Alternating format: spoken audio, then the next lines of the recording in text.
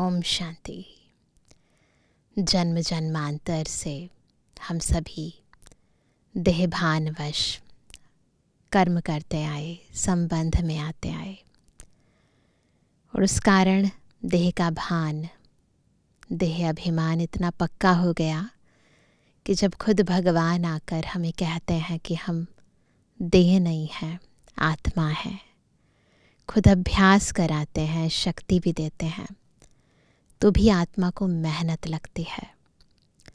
इसलिए बाबा बार बार हमें अनेक विधियां सिखाते हैं, अनेक युक्तियां बताते हैं, और सार यही कहता है कि हमें देह सहित देह के सब धर्मों को भूलना है, देही अभिमानी बनना है। यानी देह में आत्मा है, परंतु देह का मालिक समझकर शरीर को चलाना, फिर स्वमानों में स्थित होकर हर कर्म करना, बाबा को याद करना, संबंध में आना।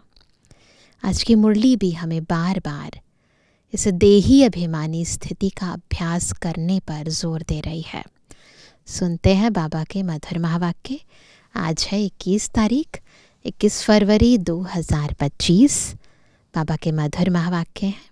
मीठे बच्चे, पास विद ऑनर होना है तो बुद्धि योग थोड़ा भी कहीं ना भटके, थोड़ा भी एक बाप की याद रहे।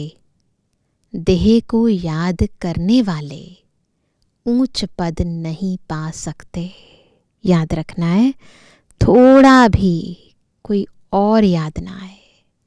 प्रश्न है, सबसे ऊंची मंजिल कौन सी है? उत्तर है, आत्मा जीते जी मरकर एक बाप की बने और कोई याद ना आए, देह अभिमान बिल्कुल छूट जाए, यही है ऊंची मंजिल। निरंतर देही अभिमानी अवस्था बन जाए, यह है बड़ी मंजिल। कभी कभी बनना नहीं, निरंतर देही अभिमानी अवस्था बन जाए, इसी से कर्मातीत अवस्था को प्राप्त करेंगे। तो हमेशा कुछ भी करते हमारा लक्ष्य बुद्धि में रहे कि हमें अल्टीमेटली क्या चाहिए, और किसी की याद ना आए। गीत है, तू प्यार का सागर है, तेरी एक बूंद के प्यासे हम। भक्ति मार्ग का गीत है।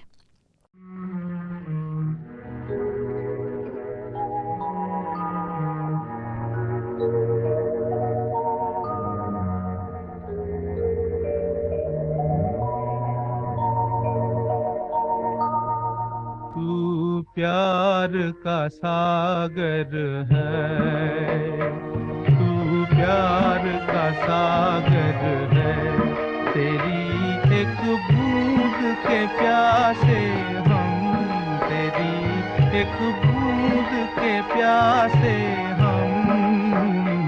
लौटा जो दिया तूने, लौटा जो दिया तूने, चले जाएंगे जहाँ से हम, चले जाएंगे जहाँ से हम।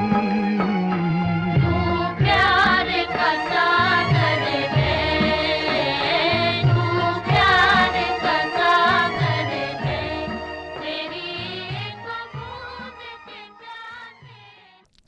ओम शांति। अब यह गीत भी रॉन्ग है। प्यार के बदले होना चाहिए ज्ञान का सागर। प्यार का कोई लोटा नहीं होता, लोटा गंगा जल आदि का होता है। तो यह है भक्ति मार्ग की महिमा। यह है रॉन्ग और वो है राइट। ये तो रॉन्ग है, परंतु वह है राइट। बाप पहले पहले तो ज्ञान का सागर है। सबसे पहले बाबा जब आते हैं, ब्रह्मा तन में प्रवेश होकर ज्ञान ही तो सुनाते हैं। बच्चों में थोड़ा भी ज्ञान है तो बहुत ऊंच पद प्राप्त करते हैं। बच्चे जानते हैं कि अब इस समय हम बरोबर चैतन्य दिलवाड़ा मंदिर के भांति हैं। है ना। ये है हमारा चैतन्य दिलवाड़ा मंदिर और यहाँ हम सभी बैठे हैं, तपस्या कर रहे हैं एक बाबा को याद करके नवयुग की स्थापना के लिए। वो है जड़ दिलवाड़ा मंदिर और ये है चैतन्य दिलवाड़ा। पांडव भवन में मुरली उच्चारित की गई थी, तो इसलिए बाबा पांडव भवन को चैतन्य दिलवाड़ा मंदिर कह रहे हैं। यह भी वंडर है ना, जहाँ जड़ यादगार है वहाँ तुम चैतन्य आकर बैठे हो।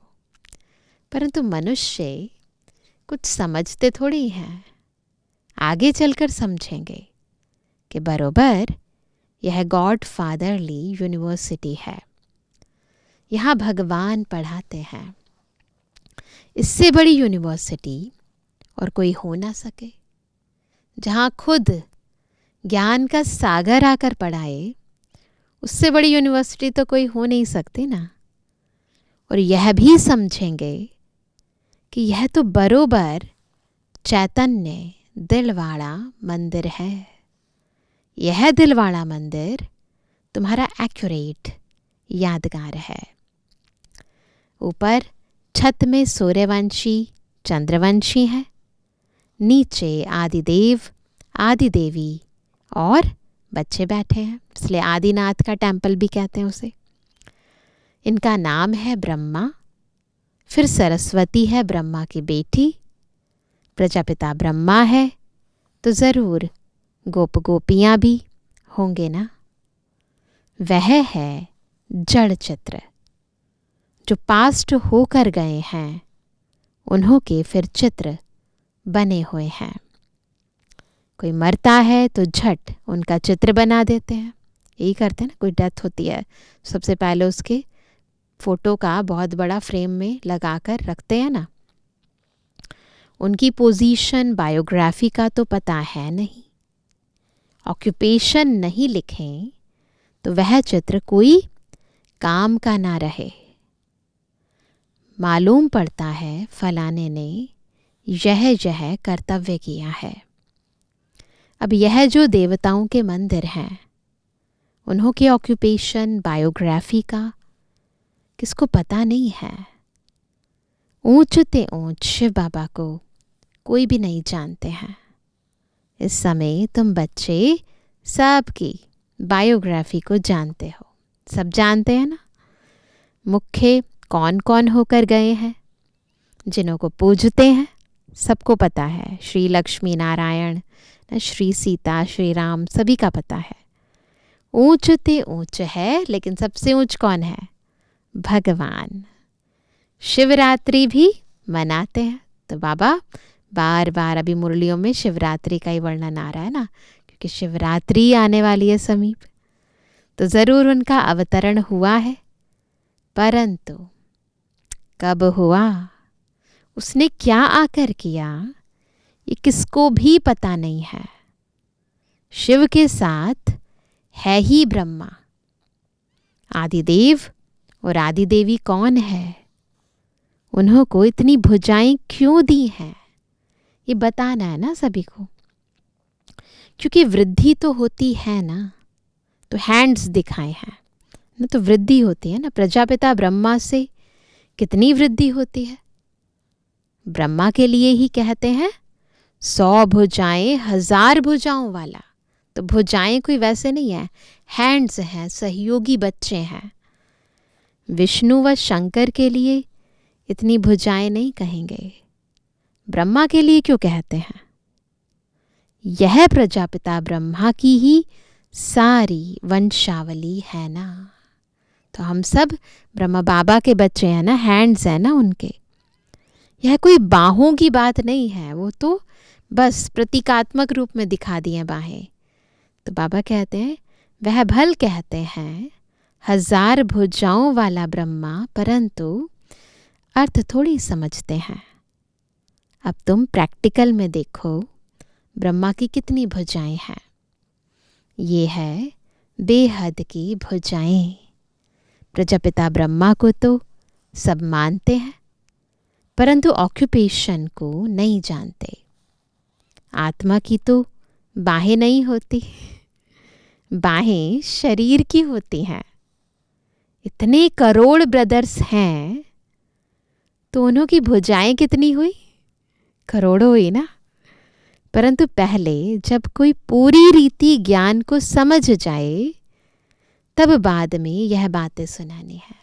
फिर बाद में जो भक्ति मार्ग में बनाए हैं चित्र, इनका राज सुनाना है। तो पहले तो मुख्य ज्ञान सुनाना है ना, पहले ज्ञान, उसके बाद फिर भक्ति मार्ग की बातें सुनानी है।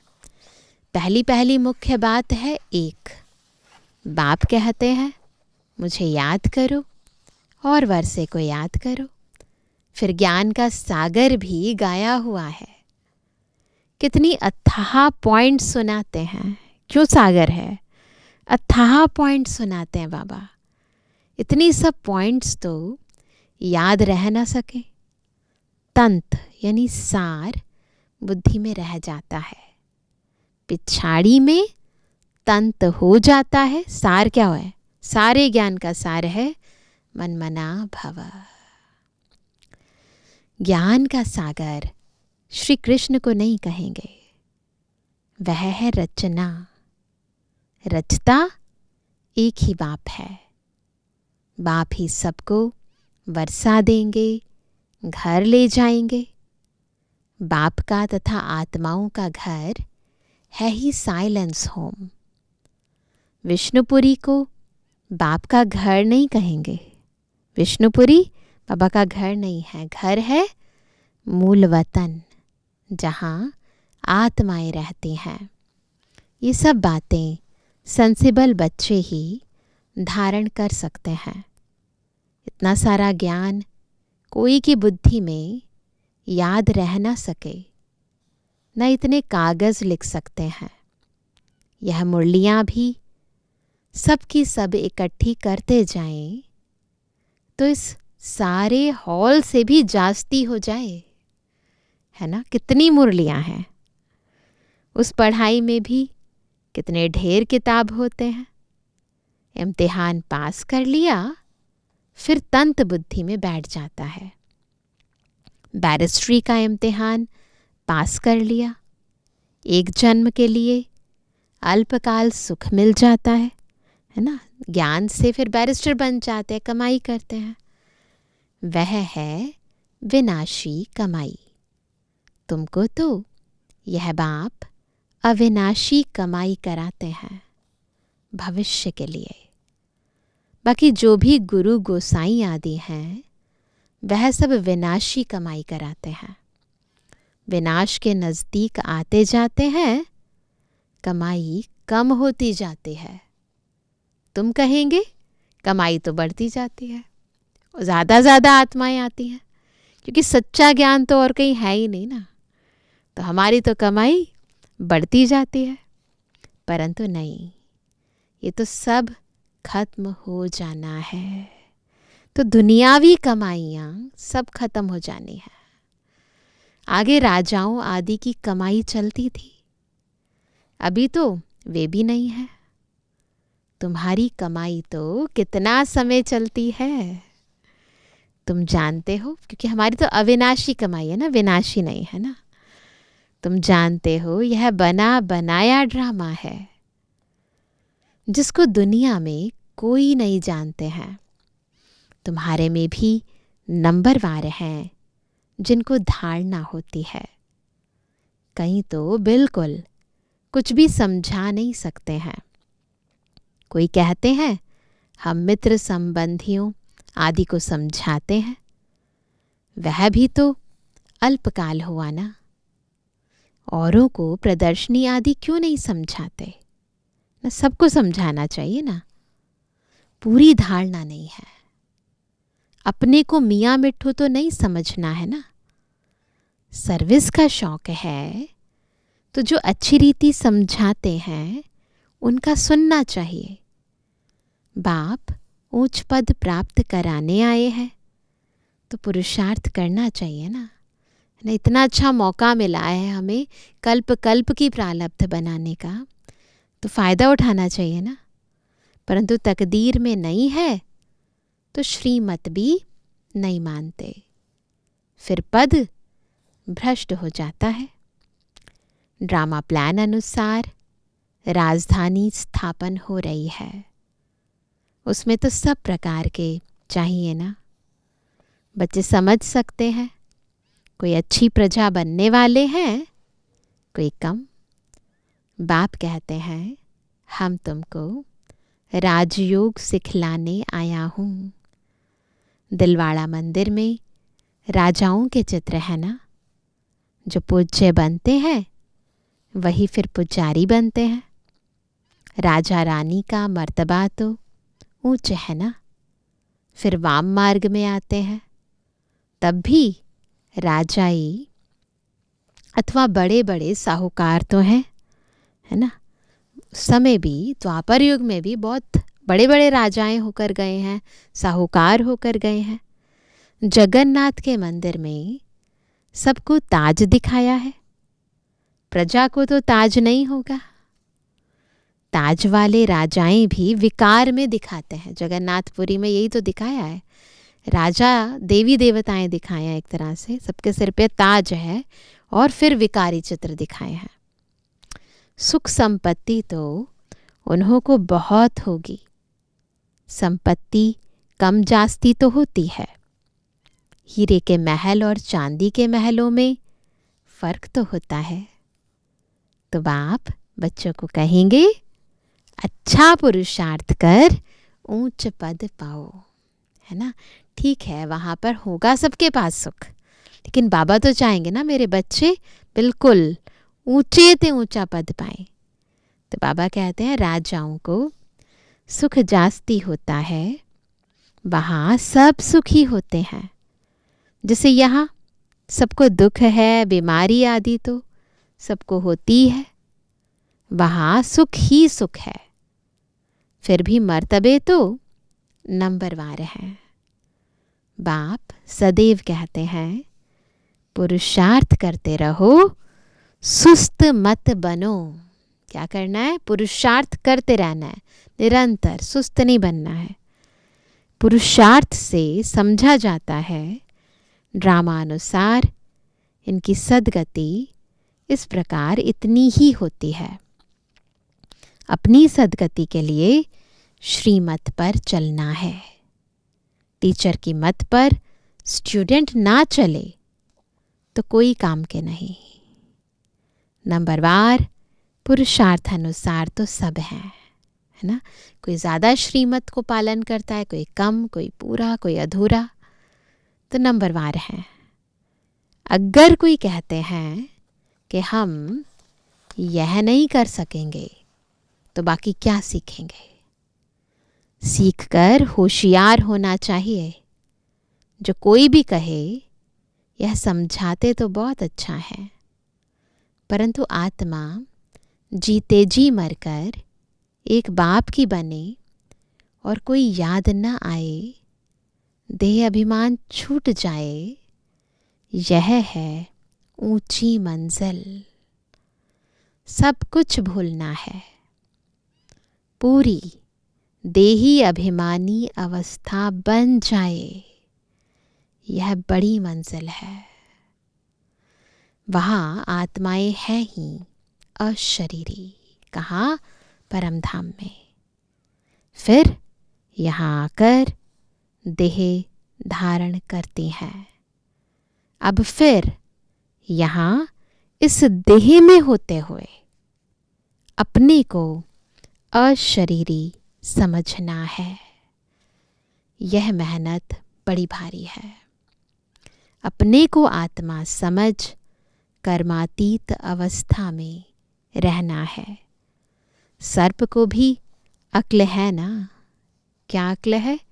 पुरानी खाल छोड़ देते हैं, केचुई बदलते हैं ना। तो तुमको देह अभिमान से कितना निकलना है? वो केचुई छोड़ते हैं, हमें देह अभिमान को छोड़ना है। मूल वतन में तो तुम हो ही देही अभिमानी। यहाँ देह में होते अपने को आत्मा समझना है। देह अभिमान टूट जाना चाहिए, बिल्कुल टूट जाना चाहिए। कितना भारी इम्तिहान है ये, बहुत बड़ा इम्तिहान है। बॉडी का जो है ना इम्तिहान, सबसे ज़्यादा परीक्षा ये देह लेती है। भगवान को खुद आकर पढ़ाना पड़ता है, इसीलिए भगवान को खुद आकर पढ़ाना पड़ता है, क्योंकि इम्तिहान ही बहुत बड़ा है। ऐसे और कोई कह ना सके कि देह के सब संबंध छोड़ मेरा बनो, अपने को निराकार आत्मा समझो। कोई भी चीज़ का भान ना रहे, अभिमान तो छोड़ो, भान भी ना रहे। माया एक दो की देह में बहुत फंसाती है, इसलिए बाबा कहते हैं इस साकार को भी याद नहीं करना है।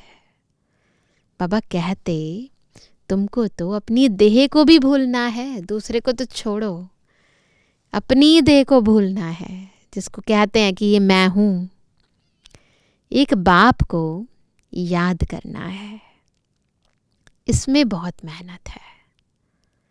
माया अच्छे अच्छे बच्चों को भी नाम रूप में लटका देती है। यह आदत बड़ी खराब है, नाम रूप की बीमारी बहुत खराब है। शरीर को याद करना, यह तो भूतों की याद हो गई। हम कहते हैं एक शिव बाबा को याद करो, तुम फिर 5 भूतों को याद करते रहते हो। देह से बिल्कुल लगाव नहीं होना चाहिए। ब्राह्मणी से भी सीखना है, न कि उनके नाम रूप में लटकना है। सीखना है, किसी भी मनुष्य आत्मा में लटकना नहीं है। देही अभिमानी बनने में ही मेहनत है। बाबा के पास भल चाट बहुत बच्चे भेज देते हैं, परंतु बाबा जानी जाननहार है ना, समझदार है, बुद्धिमानों की बुद्धि है। वो कहते परंतु बाबा उस पर विश्वास नहीं करता है। कोई तो कहते हैं हम शिव बाबा के सिवाय और किसको याद नहीं करते हैं, हाँ? परंतु बाबा जानते हैं, पाई भी याद नहीं करते हैं। ये बाबा रिजल्ट सुनाते हैं बच्चों की कि पाई भी याद नहीं करते हैं। याद की तो बड़ी मेहनत है, कहाँ न कहाँ फंस पड़ते हैं। देहधारी को याद करना, यह तो 5 भूतों की याद है। इनको भूत पूजा कहा जाता है। भूत को याद करते हैं। यहाँ तो तुमको एक शिव बाबा को याद करना है। पूजा की तो बात नहीं, भक्ति का नाम निशान गुम हो जाता है। फिर चित्रों को क्या याद करना है ना? वह भी मिट्टी के बने हुए हैं। बाप कहते हैं ये भी सब ड्रामा में नोंद है, इसलिए क्या क्यों में नहीं जाना है। जो भी है ड्रामा प्लान अनुसार है और एकदम एक्यूरेट है। अब फिर तुमको पुजारी से पूज्य बनाता हूँ। कोई भी शरीर को याद नहीं करना है सिवाय एक बाप के। आत्मा जब पावन बन जाएगी तो फिर शरीर भी पावन मिलेगा। अभी तो यह शरीर पावन नहीं है। पहले आत्मा जब सतोप्रधान से सतो रजो तमो में आती है तो शरीर भी उस अनुसार मिलता है। अभी तुम्हारी आत्मा पावन बनती जाएगी, लेकिन शरीर अभी पावन नहीं होगा। शरीर अभी पावन नहीं होगा क्योंकि तत्व ही तमो प्रधान है ना। ये समझने की बातें हैं। यह पॉइंट्स भी उनकी बुद्धि में बैठेंगी जो अच्छी रीति समझ कर समझाते रहते हैं। रटा हुआ नहीं समझाना है, पहले खुद समझना है उस बात को, फिर दूसरे को समझाना है। सतो प्रधान आत्मा को बनना है। बाप को याद करने की ही बड़ी मेहनत है। कईयों को तो जरा भी याद नहीं रहती है। पास विद ऑनर बनने के लिए बुद्धि योग थोड़ा भी कहीं ना भटके, है ना। जिनको बिल्कुल याद नहीं रहती, इसका मतलब सारा दिन भटकती रहती है बुद्धि, याद करने भी बैठेंगे तो भी भटकेगी। लेकिन बाबा कहते हैं स्थिति ऐसी होनी चाहिए जो सिवाय बाबा के और किसी की याद आए ही ना, एक बाप की ही याद रहे, ऐसी स्थिति बनानी है। परंतु बच्चों का बुद्धि योग भटकता रहता है। जितना बहुतों को आप समान बनाएंगे उतना ही पद मिलेगा। देह को याद करने वाले कभी ऊंच पद पा ना सकें। यहाँ तो पास विद ऑनर होना है, मेहनत बगैर यह पद कैसे मिलेगा। देह को याद करने वाले कोई पुरुषार्थ नहीं कर सकते। बाप कहते हैं पुरुषार्थ करने वाले को फॉलो करो।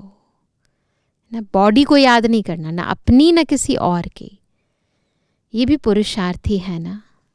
कौन? ब्रह्मा बाबा को भी बाबा कहते, उस समय तो पुरुषार्थी थे ना जब साकार मुरली चली है।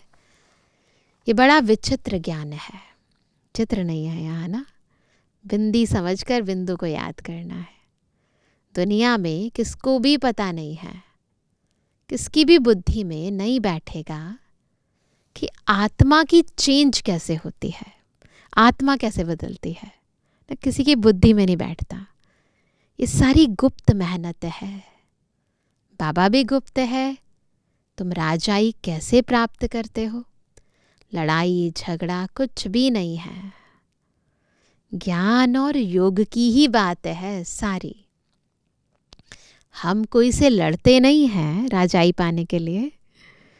ये तो आत्मा को पवित्र बनाने के लिए मेहनत करनी है, तो माया से लड़ना है। आत्मा जैसे जैसे पतित बनती जाती है तो शरीर भी पतित लेती है। फिर आत्मा को पावन बनकर जाना है, बहुत मेहनत है। बाबा समझ सकते हैं कौन कौन पुरुषार्थ करते हैं। यह है शिव बाबा का भंडारा। क्या है ये? शिव बाबा का भंडारा। शिव बाबा के भंडारे में तुम सर्विस करते हो। सर्विस नहीं करेंगे तो पाई पैसे का पद जाकर पाएंगे। बाप के पास सर्विस के लिए आए और सर्विस नहीं की तो क्या पद मिलेगा, है ना। सेवा के लिए आते हैं, समर्पित होते हैं, सेवा ही नहीं करेंगे तो पद कैसे बनेगा। यह राजधानी स्थापन हो रही है, इसमें नौकर चाकर आदि सब बनेंगे ना।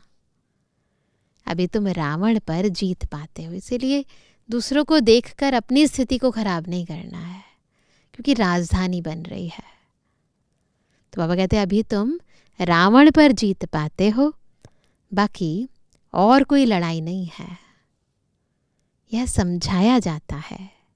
कितनी गुप्त बात है। योग बल से विश्व की बादशाही तुम लेते हो। तुम जानते हो हम अपने शांति धाम के रहने वाले हैं। तुम बच्चों को बेहद का घर ही याद है।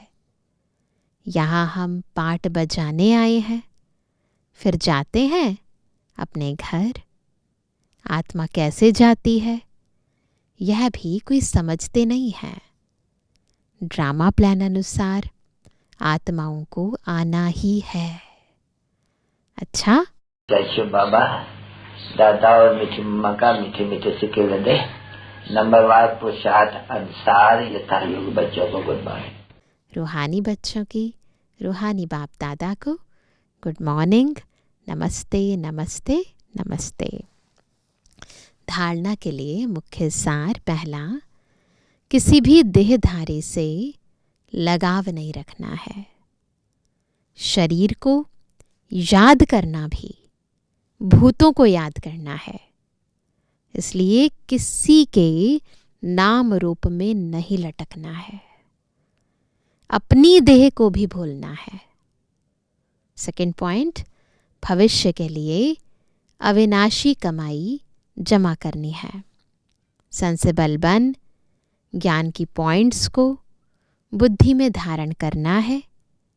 जो बाप ने समझाया है वह समझकर दूसरों को सुनाना है। आज का वरदान है, कल्प कल्प के विजय की स्मृति के आधार पर। क्या हमारी कल्प कल्प विजय हुई है, तो कल्प कल्प के विजय की स्मृति के आधार पर माया दुश्मन का आह्वान करने वाले महावीर विजयी भव। है ना, कैसे बनेंगे महावीर विजयी? याद रहे, हमने ही कल्प कल्प विजय पाई थी और हम ही पाएंगे। महावीर विजयी बच्चे पेपर को देखकर घबराते नहीं, क्योंकि त्रिकालदर्शी होने के कारण जानते हैं कि हम कल्प कल्प के विजयी हैं। महावीर कभी ऐसे नहीं कह सकते कि बाबा हमारे पास माया को ना भेजो, कृपा करो, आशीर्वाद करो, शक्ति दो, क्या करूं, कोई रास्ता दो। यह भी कमजोरी है। महावीर तो दुश्मन का आह्वान करते हैं कि आओ और हम विजयी बने। तो ऐसे ललकार करते हैं महावीर। स्लोगन है, समय की सूचना है, समान बनो, संपन्न बनो। यही समय कह रहा है। आज का व्यक्त इशारा, एकांत प्रिय बनो, एकता और एकाग्रता को अपनाओ। कोई भी सिद्धि के लिए एक तो एकांत, दूसरी एकाग्रता, दोनों की विधि द्वारा, एकांत और एकाग्रता दोनों की विधि द्वारा सिद्धि को पाते हैं। है ना, जैसे आपके यादगार चित्रों द्वारा सिद्धि प्राप्त करने वालों की विशेष 2 बातों की विधि अपनाते हैं, एकांतवासी और एकाग्रता। यादगार चित्र में भी ऐसे ही करते हैं। यही विधि आप भी साकार में अपनाओ। एकाग्रता कम होने के कारण ही दृढ़ निश्चय की कमी होती है। एकांतवासी कम होने के कारण ही साधारण संकल्प बीज को कमजोर बना देते हैं। इसलिए इस विधि द्वारा सिद्धि स्वरूप बनो। तो 2 विधियां, एक है एकांत, दूसरी है एकाग्रता। इससे सब सिद्धियां प्राप्त होंगी। अच्छा, ओम शांति।